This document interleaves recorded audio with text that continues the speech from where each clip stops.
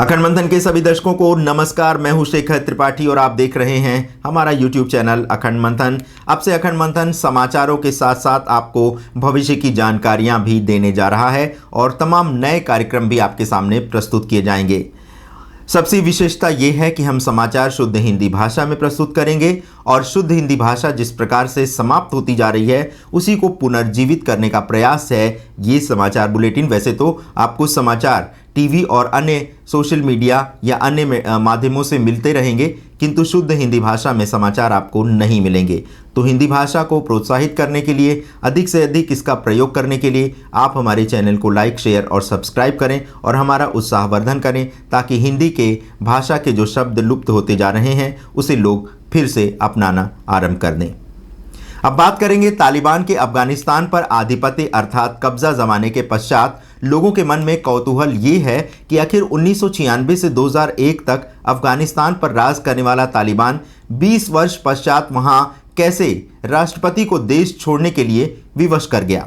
आखिर इसके पीछे किसका हाथ है और कौन सी शक्तियां हैं जो तालिबान को उंगलियों पर नचा रही हैं। जो तालिबान पहले मीडिया के सामने आने से डरता था, आज वही तालिबान खुलेआम मीडिया को तमाम सूचनाएं प्रदान कर रहा है। आखिर 20 वर्षों में कैसे बदल गया तालिबान और अफगानिस्तान? क्या कारण रहा है कि अमेरिका को अफगानिस्तान से अपनी सेनाएं तक वापस बुलानी पड़ी?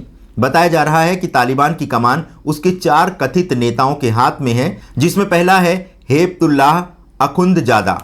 2016 में अमेरिका ने जलालाबाद एयरबेस से तालिबान के एक ठिकाने पर ड्रोन से हमला किया था। हमले में मुल्ला मंसूर अख्तर मारा गया। इसके पश्चात हेबतुल्लाह को तालिबान का सुप्रीम लीडर बना दिया गया। हेबतुल्लाह ने जब यह उत्तरदायित्व संभाला उस समय तालिबान अलग अलग गुटों में विभाजित था। अफगानिस्तान की सत्ता दोबारा पाने के लिए साथ रहना आवश्यक था और ये काम उसने कर दिखाया। नंबर 2 पर आता है मुल्ला बरादर। मुल्ला बरादर का पूरा नाम मुल्ला अब्दुल गनी बरादर है। कंधार में उसका बचपन बीता। कंधार ही वह स्थान है जहां तालिबान जैसे संगठन की नींव पड़ी। 1970 के दशक में जब सोवियत सेना ने मुल्क पर आधिपत्य जमाया था, तब से ही वो किसी न किसी रूप में सक्रिय है। बरादर तालिबान के पूर्व शीर्ष कमांडर मुल्ला अमर का निकटवर्ती रह चुका है। 2010 में उसे पाकिस्तान में पकड़ा भी गया था।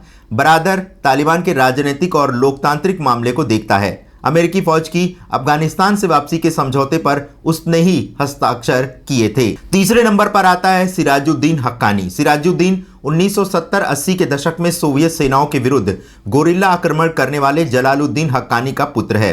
तालिबान में इसका स्थान नंबर 2 का है। अमेरिका जिस हक्कानी नेटवर्क को जड़ से उखाड़ फेंकना चाहता है, सिराजुद्दीन उसका सर्वेसर्वा है। हक्कानी नेटवर्क और तालिबानी नेटवर्क दोनों का मकसद अफगानिस्तान पर शासन करना है। हक्कानी नेटवर्क के दहशतगर्द फिदाइन हमले अधिक करते हैं। उगाही के लिए ये अफगानिस्तान में रह रहे विदेशी नागरिकों या उनके परिवारों का भी अपहरण करता रहा है। चौथे नंबर पर आता है मुल्ला याकूब। याकूब तालिबान के कमांडर मेंबर मुल्ला उमर का पुत्र है। इसके पाकिस्तानी सेना और खुफिया एजेंसी से निकटवर्ती संबंध हैं।